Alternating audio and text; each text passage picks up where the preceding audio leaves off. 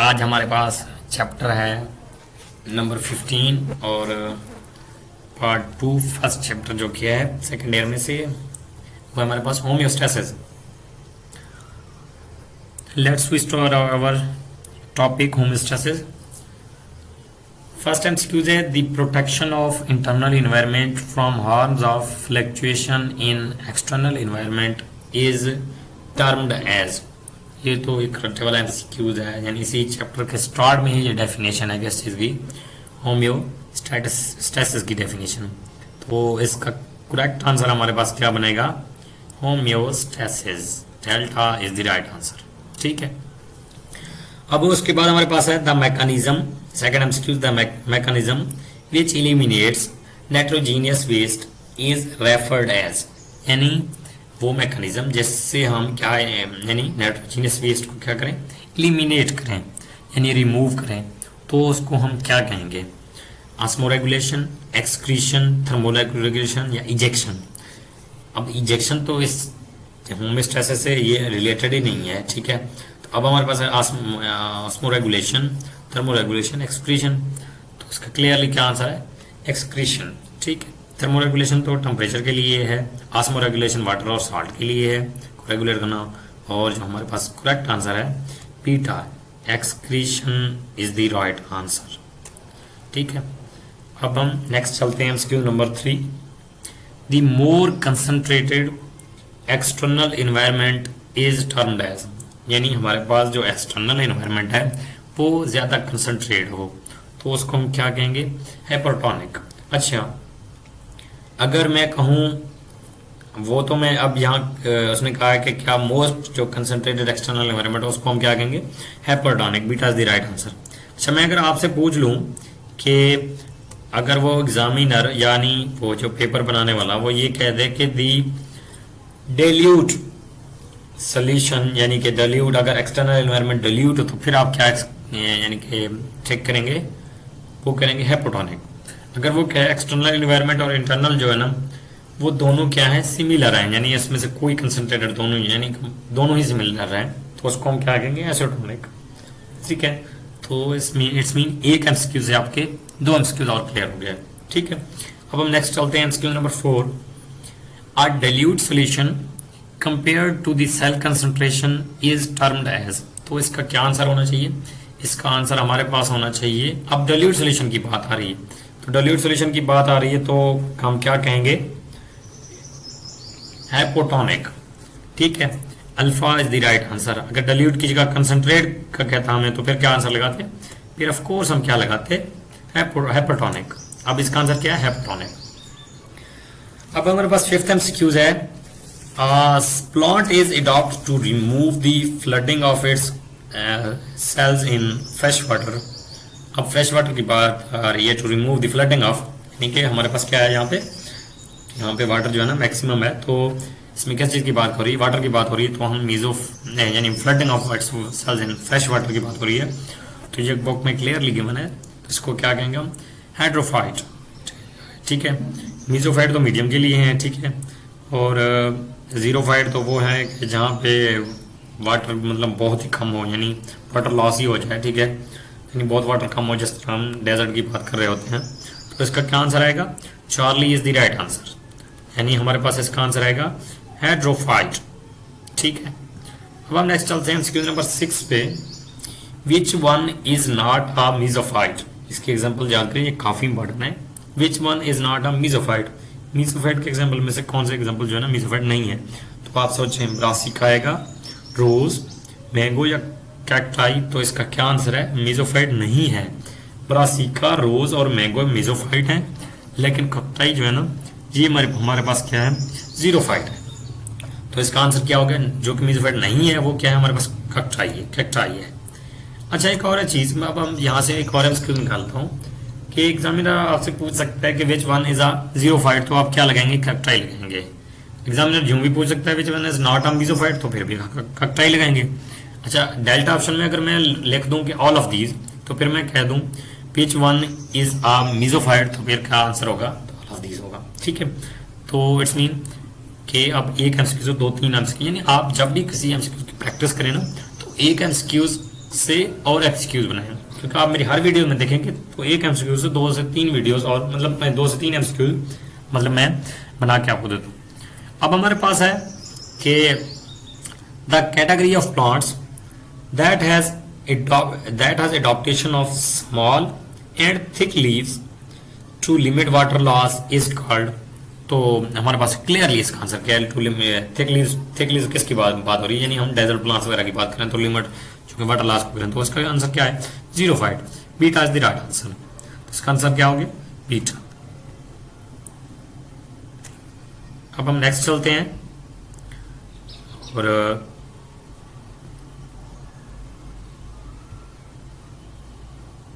MCQs number 8 हमारे पास है। Which one is an example of xerophyte. हमसे जीरोफाइट के एग्जाम्पल्स वो पूछ रहा है, तो आप मुझे बताएं इसका क्या आंसर आएगा। जीरोफाइट के एग्जाम्पल की बात हो रही है, जो कि मैं आपको पहले इसके बता चुका हूँ कि क्या है। अगर जीरोफाइट के एग्जाम्पल की बात करें तो कैक्टाई है, cactus delta.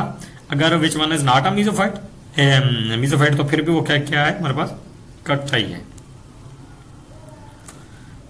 Then MCQ number 9 है हमारे पास, the leaves with very small surface area, यानी वो लीव्स जिनमें जो सरफेस एरिया क्या है, स्मॉल है, ठीक है, वेरी स्मॉल सरफेस एरिया, ठीक है। इट्स मीन जहाँ पे वाटर लॉस यानी कम से कम हो। तो अब मैंने आपको क्लियरली बता दिया, जहाँ वाटर लॉस कम से कम हो तो क्या है, हेड्रोफाइट में ज्यादा हो, मीसोफाइट में मीडियम है, तो जीरोफाइट इज क्लियरली ये जो हमारे पास 4 leaves the. Best answer from the given, तो इसका आंसर क्या आया, जीरोफाइट। अब देन हम आते हैं animals that do not require to adjust their internal osmotic state activity are known as. वो एनिमल्स जो अपने इंटरनल जो ऑस्मोटिक स्टेट एक्टिविटी है उसको क्या रेगुलेट नहीं कर पाती, यानी एडजस्ट नहीं कर पाती, तो उसका आंसर क्या आएगा हमारे पास, ऑस्मो कन्फर्मर आएगा या रेगुलेटर। तो ये दोनों ये जो चीजें हैं ना, ये बुलाने वाली चीजें हैं, अगर वो एक एडजस्ट नहीं कर पाते यानी इंटरनल ऑस्मोटिक स्टेट को, तो वो ऑस्मो कन्फर्मर हो गया। अब डू नॉट को अगर एग्जामिनर हार्ड यानी यहाँ से रिमूव कर तो इसका आंसर क्या बन जाएगा, अल्फा बन जाएगा, ऑस्मो रेगुलेटर। लेकिन क्या किया एग्जामिनर ने, ये कहा है कि जो इंटरनल ऑस्मोटिक स्टेट है उसमें जो एनिमल जो है उसको रेगुलेट यानी require, animal that do not require to यानी उसको एडजस्ट ना कर सकते, तो उसका आंसर क्या है, ऑस्मो कन्फर्मर्स। तो beta is the right answer. यानी अब एक MCQ है, 2 MCQ बन गए हमारे पास। जब भी MCQ की प्रैक्टिस करें तो एक MCQ से हमारे पास कितने MCQ बन गए, 2 MCQs। अब हम नेक्स्ट आते हैं किसकी तरफ, 11 MCQs की तरफ, जो कि हमारे पास क्या है, most cartilaginous fishes possesses salt excreting organs known as। तो आप ये सोच लेंगे कंप्लीट ह्यूमस्टेसिस की चैप्टर में फोएटल ग्लैंड, सेजल ग्लैंड, ये दोनों लफ्ज तो है ही नहीं, ऑल ऑफ दीज तो पॉसिबल ही नहीं है। तो इसका क्या आंसर आएगा, इसका आंसर ऑफ कोर्स आएगा रेक्टियल ग्लैंड। तो यानी MCQs को हल करते वक्त स्मार्ट स्टडी भी जरूरी है। स्मार्ट बन के जब आप MCQs का करेंगे कंफ्यूज नहीं होंगे, तो आप जैसे कंफ्यूज मतलब आप कोई भी मतलब बंदा इससे कंफ्यूज नहीं हो सकता। MCQ नंबर 12 है हमारे पास, among the vertebrates hag fishes are isotonic with the surrounding. तो इसका क्या आंसर आएगा, इसका आंसर है अगर ये मतलब फ्रेश वाटर आएगा, सी वाटर या हमारे पास रिवर वाटर, तो इसका आंसर क्या है, फिशेस की बात है, फिशेस की बात हो रही है, तो ऑफ कोर्स हमारे पास ये इसका क्या आंसर आएगा, सी वाटर या fresh water, sea water. Beta is the right answer. Then हमारे पास MCQ नंबर है 13, ये काफी इंपॉर्टेंट MCQ है। Trimethylamine oxide is produced in, कौन से फिशेज में, ये इधर हैंग लिखा हुआ है, ये जो गलत लिखा हुआ है हैग फिशेज है, ठीक है, बोनी फिश, मैरीन फिश या कार्टिलेजिनियस फिशेज। तो इसका आंसर क्या है, मैरीन फिशेज। उनके अंदर क्या है, किस चीज की प्रोडक्शन है वहां पे, केमिकल है जिसका नाम क्या है, ट्राई मिथाइल इमाइन ऑक्साइड, जो कि किसके अंदर है, मैरीन फिशेज के अंदर है। Charlie is the right answer.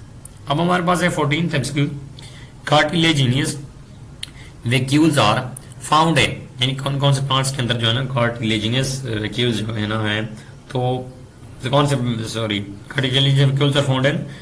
अब किसके अंदर जो है ना कार्टिलेजिनियस वैक्यूल्स हैं, प्लांट्स के अंदर तो वैक्यूल्स हैं, लेकिन कार्टिलेजिनियस की जब बात हो रही है तो प्लांट्स तो नहीं है। तो हमारे पास इसका आंसर क्या आएगा, beta is the right answer, fresh water protozoa, ठीक है। तो इसका आंसर क्या आ गया, फ्रेश वाटर प्रोटोजोआ, ठीक है। अब हमारे पास है 15 एमसीक्यूज।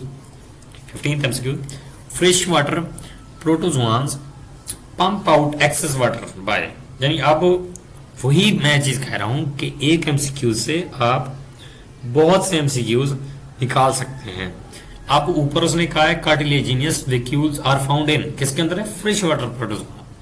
अब नीचे उसने क्या कहा है, सिर्फ उसने एग्जामिनर ने चेंज कर दिया कि fresh water protozoan pump out excess water bye. अब वही क्लियरली, यानी जब आपको ये लाइन ही याद हो कि cartilaginous vacuoles are found in किसके अंदर, फ्रेश वाटर प्रोटोजोआ, तो एग्जामिनर की मर्जी है, फ्रेश वाटर प्रोटोजोआंस कह दे कि pump out excess water by, तो हमें क्लियरली पता चल जाएगा कंट्रैक्टाइल वैक्यूल है। अगर कंट्रैक्टाइल वैक्यूल की बात करें वो किसके अंदर है, तो फ्रेश वाटर प्रोटोजोआ के अंदर है। तो alpha is the right answer, जो कि हमारे पास क्या है, कंट्रैक्टाइल वैक्यूल। ठीक है। The fishes which drink large amount of water, sea water and excrete concentrated urine are, यानी large amount of sea water क्या करें, ड्रिंक करें और एक्सक्रीट करें कंसंट्रेटेड यूरिन, यानी डिल्यूटेड यूरिन नहीं, कंसंट्रेटेड यूरिन की बात हो रही है, तो उनको क्या कहेंगे, cartilaginous fishes, bony fishes, lung fishes, जो जॉलेस फिशेस। तो वो हमारे पास आंसर क्या है, पीठा, जो कि बोनी फिशेस के अंदर जो है ना large amount of sea water क्या करते हैं, ड्रिंक करके और जो है ना कंसंट्रेटेड यूरिन क्या कर देते हैं, एक्सक्रीट। तो हमारे पास इसका आंसर क्या है, पीठा 16। अब हमारे पास एक और चीज है कि एक और excuse number 17, the tolerance of dehydration is called. अब टॉलरेंस ऑफ डिहाइड्रेशन इसका क्या आंसर आएगा, तो ये काफी इंपॉर्टेंट एमसीक्यूज है, काफी जगहों पे आया है कि tolerance of dehydration is called. तो आस्मो अल्फा ऑप्शन पे था, osmo conformers, beta osmo regulators, osmo फिर अब आस्मो यानी कि कन्फर्मर्स है, चार्ली पे एनहाइड्रोबियोसिस, डेल्टा पे डिहाइड्रेशन। तो इसका क्लियरली आंसर है anhydrobiosis, Charlie is the right answer. Then हम आते हैं कि 18th एमसीक्यूज है which part of the plant body serves as excretophore. ठीक है, which part of the plant body serves as excretophore. तो इसका क्या आंसर होना चाहिए, रूट, स्टेम, लीव्स, फ्लावर्स। ये क्लियरली बुक के अंदर ये बुक लाइन है, गिवन है चार्ली, क्या है इसका आंसर, लीव्स। ये काफी इंपॉर्टेंट आंसर, ये भी काफी दफा पेपर में आया है। देन हमारे पास है removal of salt with water from sweat glands and of sebum seems to be. इसका आंसर क्या है, excretory, protective, thermoregulation, both B and C. सोचिए इसका आंसर क्या आना चाहिए, removal of salt with water from sweat glands and of sebum seems to be, तो क्या है, एक्सक्रीटरी। रिमूवल है, सॉल्ट और वाटर की बात हो रही, सॉल्ट विद वाटर, तो इसका आंसर क्या है, alpha is the right answer, excretory. 20 MCQ हमारे पास 1 gram of ammonia nitrogen requires how much water for excretion. 3 MCQ यहाँ से बन सकते हैं कि अमोनिया के लिए 1 ग्राम, ठीक है, यूरिक एसिड के लिए, यूरिया के लिए। तो हमारे पास अमोनिया की अगर बात आई है तो हम क्या कहेंगे, 500 ml। ठीक है, तो इसका आंसर क्या आएगा हमारे पास, 500 ml, यानी इट्स मीन हमारे पास delta is the right answer अगर 1 ग्राम अमोनिया की बात हो रही है।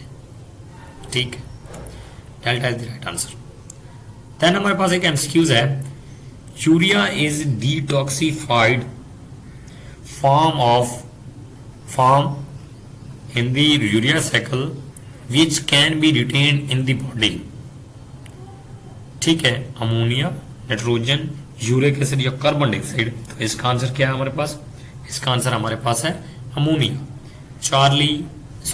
Alpha is the right answer. 21 का हमारे पास क्या है, अल्फा, जो कि हमारे पास क्या है, अमोनिया। देन हम आते हैं एमसीक्यूज नंबर 22 पे, animal excreting urea are called. जो एनिमल यूरिया एक्सक्रीट करें तो उनको क्या कहते हैं, ureotelic, amino acid, sorry uric acid करें, एक्सक्रीट करें तो वो एनिमल को क्या कहें, यूरियोटिलिक। अगर यूरिया डिलीट करें तो यूरियोटिलिक, अमोनिया डिलीट ये सॉरी एक्सक्रीट करें तो क्या उनको कहेंगे, मैरोटिलिक। यानी इट्स मीन क्या है, यहाँ बात किसकी बात हो रही है, यूरिया की बात हो रही है, तो क्या हम आंसर क्या लगाएंगे, यूरियोटिलिक। अगर यूरिक एसिड की बात हो तो यूरिकोटिलेक, अगर अमोनिया की बात हो तो अमीनोटिलेक। तो इसके अंदर किस चीज की बात हो रही है हमारे पास? यूरिया की बात हो रही है, तो क्या हम कहेंगे? Ureotelic. Charlie is the right answer. यानी एक एमसीक्यू से हम 3 एमसीक्यू, 2 एमसीक्यू और निकाल गए। Nitrogenous waste which is very toxic and dissolve quickly in the blood in the fluid is very toxic. ठीक है, यानी काफी टॉक्सिक है, यानी dissolve quickly in body fluid. तो इसका आंसर क्या है हमारे पास? Very toxic. तो अमोनिया है। कैसे? क्योंकि अमोनिया के लिए हम पीछे पढ़ के आए हैं 20 एमसीक्यू में कि 1 ग्राम अमोनिया, यानी कि हमें उसको उसके एक्सक्रीशन के लिए हमें 500 ml वाटर चाहिए। ठीक है, सबसे ज्यादा अमोनिया के लिए वाटर चाहिए, फिर यूरिया के लिए चाहिए, फिर यूरिक एसिड के लिए चाहिए। अब देखें ना, इसी वजह से कि वेरी टॉक्सिक भी यही है, क्योंकि इसके लिए हमें ज्यादा वाटर चाहिए एक्सक्रीट करने के लिए। तो इसका आंसर क्या है? Ammonia. Charlie is the right answer.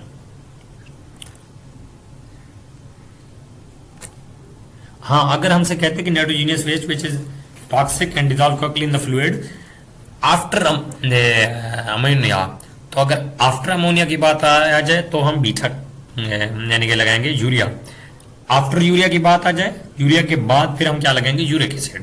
तो इससे और 2 एमसीक्यू निकल गए। The excretory product that requires maximum water for its removal is, यानी रिक्वायर मैक्सिमम वाटर, वही एमसीक्यू, यानी कि आप इसमें और कंफ्यूज होने की जरूरत ही नहीं है। जिसके अंदर मैक्सिमम वाटर रिक्वायर्ड है रिमूवल के लिए, तो इसका आंसर क्या है? अमोनिया। हाँ, अगर मैं कह दूं कि जिसमें अब मैक्सिमम वाटर की बारी है, अगर लीस्ट वाटर फॉर रिमूवल की बात है तो इसका आंसर क्या आना चाहिए? जब लीस्ट वाटर की बात आ रही है तो मैंने पहले कहा है कि सबसे ज्यादा अमोनिया के लिए वाटर जरूरत है, फिर अमोनिया एक्सक्रीट करने के लिए वाटर जरूरत है सबसे ज्यादा, फिर यूरिया, फिर यूरिक एसिड। अब लीस्ट अगर मैं कहूँ कि least water for its removal, तो इसका आंसर यूरिक एसिड आएगा। अब इसने मैक्सिमम वाटर का है तो इसका आंसर दैट्स वाई अमोनिया आ गया। देन हम चलते हैं 25th एमसीक्यूज पे। Animals inhibiting environment with acute shortage of water excrete. तो वही बात जो मैं कह रहा था, acute shortage of water excrete, तो इसका आंसर क्या आना चाहिए? यूरिक एसिड, क्योंकि हमारे पास Charlie is the right answer. ठीक है, अब हम चलते हैं अपने नेक्स्ट एमसीक्यूज की तरफ। MCQ number 26। हम आ गया अब एमसीक्यू नंबर 26। इसे पढ़ते हैं कि क्या जी कहता है एग्जामिनर कि the excretory product which requires minimum water for its removal. वही सेम एमसीक्यूज है जो मैं आपको पहले बता के आया हूँ कि मिनिमम वाटर, तो किस चीज की बात हो रही है? यूरिक एसिड की बात हो रही है। 26 का हमारे पास क्या आंसर है? Uric acid. तो इसमें तो आप कंफ्यूज तो नहीं होंगे, ये बहुत इजी एमसीक्यू है। मैं हर एमसीक्यू से और एमसीक्यू निकाल के दे रहा हूँ आपको, तो इसमें से आप कंफ्यूज इंशाल्लाह नहीं होंगे, आपके सारे एमसीक्यू सही होंगे। पहले भी आपको कह रहा था कि जब आप वीडियो स्टार्ट करें ना, तो पेज आपके सामने आ जाए तो पेज को वीडियो स्टॉप कर लें, वहां से एमसीक्यू देख के आंसर आप काफी के ऊपर नोट कर लें, यानी कि अपने आंसर अपनी तरफ से जो आपको सही लग रहे हैं वो नोट कर लें, फिर विद एक्सप्लेनेशन विद आंसर यहाँ से देख लें कितने एमसीक्यू आपके गलत हो रहे हैं, कितने सही हो रहे हैं। इंशाल्लाह आपके सारे एमसीक्यू सही होंगे। Among vertebrates uric acid is the chief nitrogenous waste in birds and. अब यहाँ पे बंदा काफी, मतलब ये भी एक रट्टे वाला एमसीक्यूज है, तो इसको जिसको लाइन याद है तो वही कह सकता है। इसमें कोई है, इसमें कोई मतलब कंसेप्चुअल चीज तो है नहीं। बर्ड्स और रेप्टाइल्स के अंदर यूरिक एसिड इज दी, ये हमारे पास क्या चीफ नाइट्रोजनियस वेस्ट है। ठीक है, यानी बर्ड्स और किसके अंदर? रेप्टाइल्स के अंदर। 27 का हमारे पास क्या आंसर है? रेप्टाइल। देन हम मूव करते हैं 28 पे। फ्लेम सेल्स और part of excretory system of. Flame cell किसके? हेड्रा में है या कॉकरोच में है या प्लेनेरिया में है या अर्थवर्म में है? तो कॉकरोच की बात करें तो ये तो आंसर नहीं आएगा। ठीक है, और हेड्रा में नहीं, क्या हेड्रा है इसका आंसर? आप सोचे माइंड में, इसका आंसर क्या आएगा हमारे पास? प्लेनेरिया। फ्लेम सेल्स की बात हो रही है तो प्लेनेरिया से। ठीक है, अब बंदा काफी भूल जाता है कि प्लेनेरिया आएगा, हेड्रा आएगा, इनमें से काफी, या अर्थवर्म। ठीक है, या अगर कॉकरोच की बात करें उनके अंदर तो क्या है? पल्पिजन टेब्यूल्स हैं। प्लेनेरिया में बंदा भूल जाता है, तो इसको एक ट्रिक बता दूं, इस तरह याद करें, पीएफ से याद करें। पी से प्लेनेरिया, एफ से फ्लेम सेल। तो इसका आंसर क्या है? Charlie is the right answer. PF से याद करें इसको, जब इस तरह गेम्स की आ जाए ना, पीएफ। देन हम आते हैं nephridia are the excretory structure present in, metanephridia किसके अंदर है, एक्सक्रीटरी स्ट्रक्चर। तो इसका आंसर हमारे पास क्या आना चाहिए 28 का, आप अपने माइंड में सोचें तो इसका आंसर क्या आना चाहिए हमारे पास, इसका आंसर आना चाहिए, सॉरी मेटा नेफ्रीडिया तो एक्सक्रीटरी स्ट्रक्चर प्रेजेंट किसके अंदर प्रेजेंट है, मेटा नेफ्रीडिया वो प्रेजेंट है हमारे पास।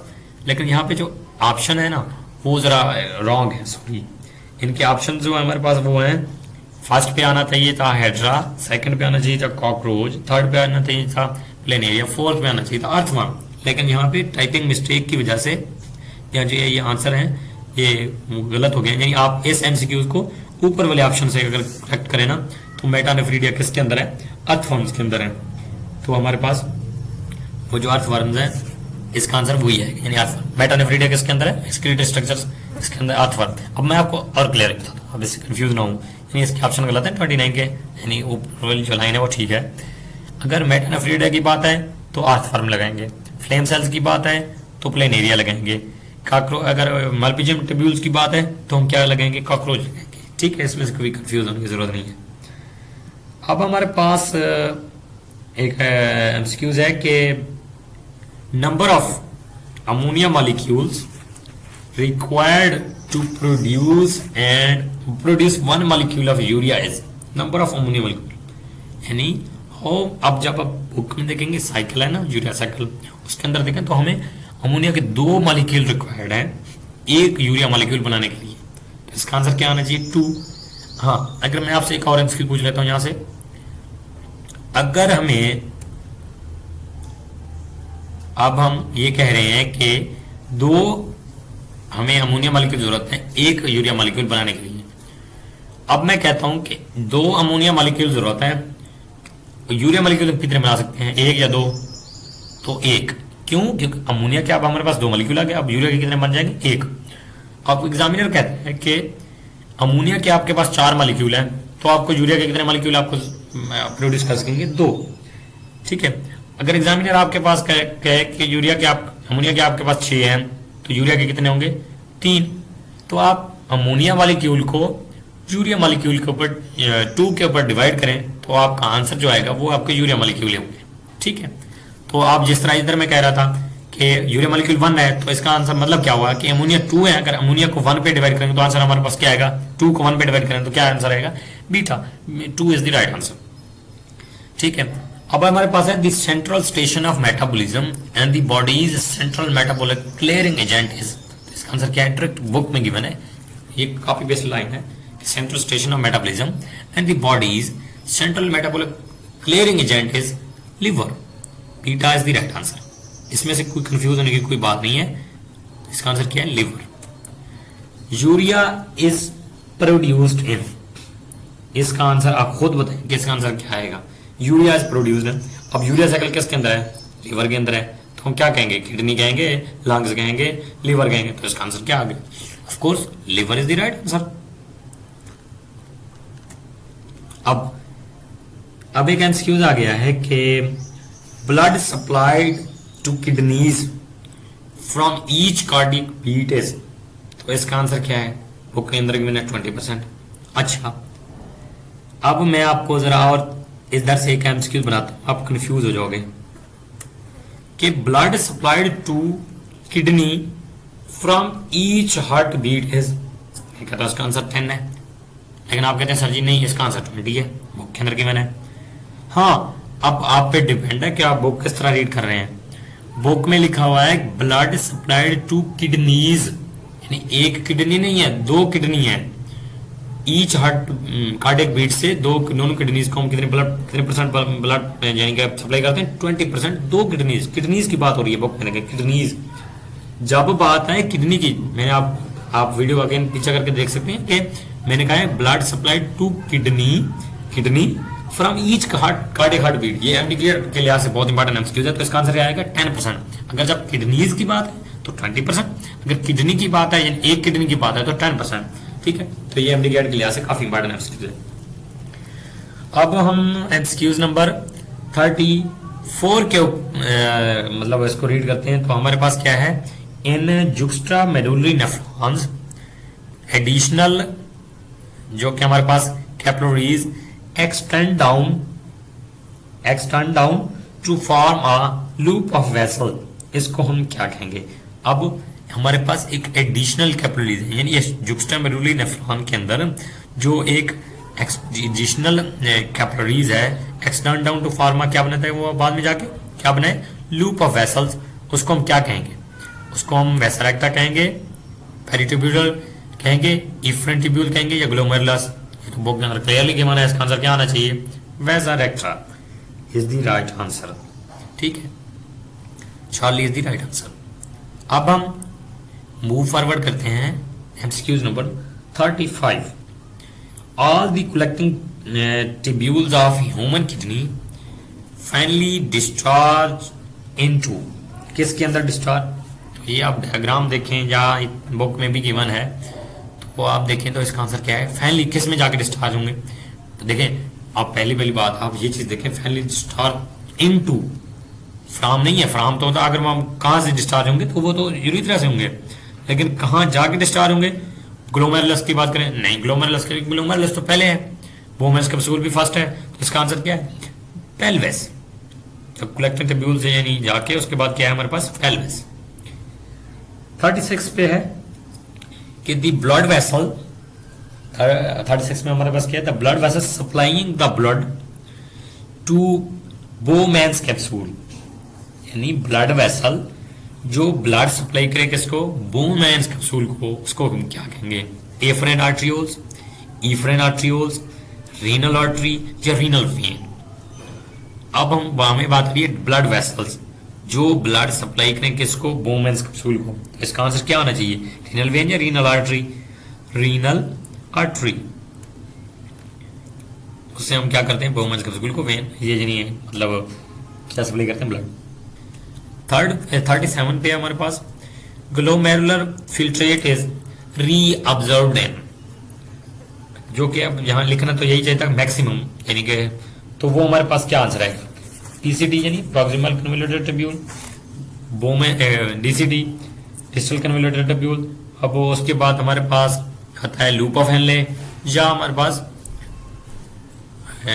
बोमेंस कैप्सूल। तो इसका आंसर क्या है, ग्लोमेरुलर फिल्ट्रेट रीअब्जॉर्ब्ड है, मैक्सिमम रीअब्जॉर्प्शन कहां है ग्लोमेरुलर फिल्ट्रेट की, तो proximal PCT proximal convoluted tubule. तो ये एमडी कैट के लिहाज से भी बहुत इंपॉर्टेंट एमसीक्यूज है। अब हम ये बोर्ड के लिहाज से काफी इंपॉर्टेंट है। अब हम 38 पे आते हैं कि द इंसिडेंस ऑफ हमारे पास किस चीज की, यूरिक एसिड स्टोन इज, तो इसका क्या आंसर आना चाहिए। अब इसका आंसर आना चाहिए 10%, 15%, 20% या हमारे पास आंसर, इसका आंसर है 70%। क्या आंसर आना चाहिए। अब मैंने बात की है यूरिक एसिड की, तो इसका आंसर क्या आएगा, जब यूरिक एसिड की बात करूं तो 10% आएगा। अच्छा मैं एक और एमसीक्यू बनाता हूं, मैं कहता हूं नहीं 10% में नहीं क्लिक करता, मैं जरा स्टेटमेंट चेंज कर देता हूं, मैं कहता हूं the incidence of calcium phosphate stones in human. जब मैं कैल्शियम फास्फेट की बात करूं तो मेरे आंसर क्या आएगा, 15% आंसर आएगा। तो मेरा आंसर क्या आएगा, 15% आंसर आएगा अगर मैं कैल्शियम फास्फेट की बात करूं। हाँ अगर मैं बात करूं कैल्शियम फास्फेट की बात की तो मैंने क्या लगाया, 15%। हाँ अगर मैं बात करता हूं कि इंसिडेंस ऑफ कैल्शियम ऑक्सलेट, ठीक है, in blood, sorry calcium oxalate type of stone, तो वो उसका आंसर क्या आएगा, उसका आंसर आएगा 70%। ठीक है, अब देखिए एक एमसीक्यू से 3 एमसीक्यू और बन गए। यानी अगर जब हम बात करें किस चीज की, अगर हम बात करें हमारे पास इंसिडेंस ऑफ यूरिक एसिड की, अगर हम बात करें इंसिडेंस ऑफ यूरिक एसिड की, यूरिक एसिड किडनी स्टोन, तो इसका आंसर क्या है हमारे पास आएगा 10%। अगर हम बात करें किसकी, जिसका आंसर हमारे पास क्या आया, हमारे पास 15% आया, 10% तो यूरिक एसिड की बात करें, 15% किसकी है, अगर हम कैल्शियम फॉस्फेट की बात करें तो हमारे पास क्या है 15% है। ठीक है, अगर हम बात करें किसकी 70% की, वो हमारे पास क्या है कैल्शियम ऑक्सिलेट, जो कि हमारे पास क्या है 70%। अच्छा ये एमसीक्यूज हो गए। अब मैं चाहता हूं मेरे 3 आंसर तो हो गए, मैं इस तरह का एक एमसीक्यूज बनाऊं कि जिसका आंसर 40 आ जाए।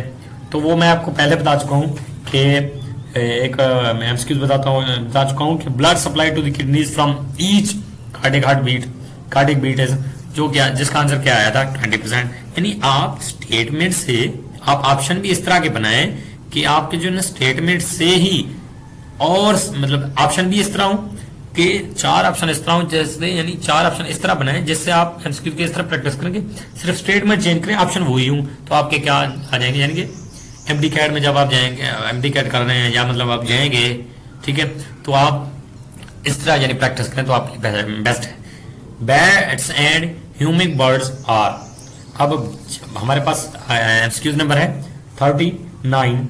Bats and humming birds are called, इनको क्या कहते हैं, एक्टोथर्म, हेट्रोथर्म, या हमारे पास एंडोथर्म, ठीक है, या मीजोथर्म, ठीक है। तो इसका आंसर क्या आएगा, बैट्स एंड ह्यूमन बर्ड, ये तो क्लियरली आसान एमसीक्यू है, इसका क्या आंसर आएगा, हेट्रोथर्म, सॉरी इसका आंसर क्या है, हेट्रोथर्म। हाँ, अगर मैं चाहता हूं, अब इसका आंसर क्या आ गया, हेट्रोथर्म, इसका आंसर क्या आ गया, हेट्रोथर्म। अब मैं चाहता हूं कि मैंने ऑप्शन में दिया हुआ है एक्टोथर्म भी, अब मैं कहता हूं एमसीक्यू किस तरह बना तो जिसका आंसर एक्टोथर्म आ जाए, तो मैं क्या कहूंगा कि जिसमें अब बैट्स एंड ह्यूमन बर्ड्स की मैं एग्जांपल की बताइए आपको, फिर मैं कहता हूँ वर्टिब्रेट्स हैं मेरे पास, सॉरी इनवर्टिब्रेट्स हैं, फिश हैं, एम्फीबियंस हैं और रेप्टाइल्स हैं, तो इसका आंसर क्या आएगा, तो इसका आंसर क्लियर क्या आ जाएगा, एक्टोथर्म। तो आप एक एमसीक्यू से, यानी कि 1 से 2 एमसीक्यू आप निकाल रहे हैं, ठीक है। इसका आंसर क्या आ गया हमारे पास, आ गया हमारे पास ये एक्टोथर्म। अब मैं कहता हूं कि अब मेरा दिल कह रहा है कि अब आपको एंडोथर्म के लिए बता दूं कि एक एमसीक्यू, अगर एमसीक्यू बताता हूं, यहां बात हो रही थी बैट्स एंड ह्यूमन बर्ड्स की, अब मैं कहता हूं only which one of the following, यानी कि मतलब हम कहता हूं कि एग्जांपल ऑफ, यानी कि बर्ड्स यानी किसके अंदर है, एक्टोथर्म के अंदर है, एंडोथर्म के अंदर है, हेट्रोथर्म। तो अगर बर्ड्स की बात हो जाए तो वो ओनली बर्ड्स की, ह्यूमन बर्ड्स, तो वो हमारे पास आंसर क्या है, एंडोथर्म। तो आपको ये बता दो कि हर एमसीक्यू से हर, यानी मतलब ऑप्शन इस तरह एडजस्ट मैंने किए हैं कि आपको सिर्फ स्टेटमेंट चेंज करें, ऑप्शन यही हूं, तो इससे हम आपके और एमसीक्यूज, यानी अब हम 39 पे आ गए, तो आप देखें हर एमसीक्यूज में से हमने 2-2, 3-3 एमसीक्यूज बना के, ठीक है, 2-2, 3-3 स्टेटमेंट बना के, ऑप्शन वही हैं, 2-2, 3-3 स्टेटमेंट बना के, तो हमने क्या किया, मतलब उनके यानी कि आंसर मैं आपको बताता गया। तो अब 39 से आई थिंक 10-15 एमसीक्यू और मैं एक्स्ट्रा बता गया हूँ, यानी अब डिस्कशन सुनने का मेन फायदा ये है। देखिए, जब कोई आप टेस्ट अटेम्प्ट करें, एमडी कैट में हूँ जैसे भी हूँ, टेस्ट अटेम्प्ट करें, डिस्कशन ना सुने तो कोई फायदा नहीं है। क्यों? क्योंकि डिस्कशन ही मेन चीज है, जिसके अंदर बंदा डिस्कशन सुनता है और से और एमसीक्यू निकलते हैं, बंदे कंसेप्ट क्लियर हो रहे हैं, जिसका पहले आपको पढ़, क्योंकि आप एफएससी में है तो आप सोचेंगे, जिसका मैंने आंसर बताया था कि 20% है, किडनीज के अंदर किडनी की बात हो रही थी 10% है। जब आप फर्स्ट दफा ही पढ़ रहे होंगे तो आप कहेंगे क्लियरली मुझे तो यकीन है इसका 20% है। जब आप डिस्कशन में जाएंगे तो आपको सर बताएंगे, सर जी वो कहेंगे बेटा ये जो 10% इसलिए आज है क्योंकि एक किडनी की बात हो रही है, ठीक है, तो आप इस तरह कंफ्यूज ना हो। अच्छा, अब हम आते हैं एमसीक्यू नंबर 40 पे, detection of changes and signalling for effective response to control system is called. ये तो हमारे पास क्लियरली, इसमें ज्यादा कोई कंफ्यूज होने की बात नहीं है, तो ये तो आंसर किसका है, फीडबैक मैकेनिज्म की हमारे पास क्या है, ये डेफिनेशन है, ठीक है। अब हमने कितने 40 एमसीक्यूज कर लिए, अब हमारे पास एक और एमसीक्यूज है 41, ठीक है, लास्ट एमसीक्यूज। अब हमारे पास एक एमसीक्यूज है कि chemical that cause fever and are produced from blood cells are called bilirubin, interferons, pyrogens, या हमारे पास एंटीबॉडीज। केमिकल की बात हो रही है तो हमारे इसका आंसर क्या आएगा, ये बुक क्लियरली कि मैंने इसमें कोई ऐसे मेरे कोई कंसेप्चुअल चीज की बात ही नहीं हो रही जो फीवर खास करे, तो हमारे पास कोई जो केमिकल की बात हो रही है तो वो हमारे पास क्या है, वो हमारे पास चार्ली है, पैरोजेंस, ठीक है। इसका आंसर क्या आ गया, चार्ली, पैरोजेन। अब हमारे एमसीक्यूज हो गए। अब मैंने अपनी तरफ से पूरी कोशिश की कि आपको एक एमसीक्यू से और एमसीक्यू निकाल के दूं ताकि आपके कंसेप्ट और क्लियर हों, ताकि आपको एमडी कैट में फायदा हो, यानी एमसीक्यूज किस तरह के बनते हैं, किस किस तरह के एग्जामिनर कंफ्यूज करता है स्टूडेंट को, कि मतलब क्योंकि स्टूडेंट ने जब आप एमसीक्यू ज़्यादा ही प्रैक्टिस करेंगे तो आप एमडी कैट में काफ़ी मतलब कुछ गेन कर सकें, ताकि क्योंकि आप प्रैक्टिस, वो कहते हैं ना practice makes a man perfect. क्योंकि जब आप बुक रीड करें, बुक रीड करें, लेकिन एमसीक्यू प्रैक्टिस ना करें तो फिर कोई फायदा नहीं है book reading. First book read करें कंसेप्ट के साथ, पढ़ें, क्योंकि बायोलॉजी के एमसीक्यू काफी कंसेप्चुअल आ जाते हैं ना एमडी में, तो उनको पढ़ें, उनके फिर जाके जब एमसीक्यूज प्रैक्टिस करें, ठीक है, जब एमसीक्यूज आप प्रैक्टिस कर रहे हो तो आप ऑप्शन भी देखें और स्टेटमेंट देखें, हर ऑप्शन को उसके अकॉर्डिंग स्टेटमेंट बनाएं, खुद से एमसीक्यूज बनाएं, तो आपको एमडी में कोई मसला नहीं होगा इंशाल्लाह। ठीक है, मैंने अपनी तरफ से पूरी कोशिश की है। फिर मेरी वीडियो आपको अच्छी लगी है तो काइंडली इसको लाइक भी करें, सब्सक्राइब भी करें और बेल आइकन लाजमी दबाएं, ताकि मैं आपको नेक्स्ट वीडियो में आपको मेरी वीडियो आप तक पहुंच सके। Thank you.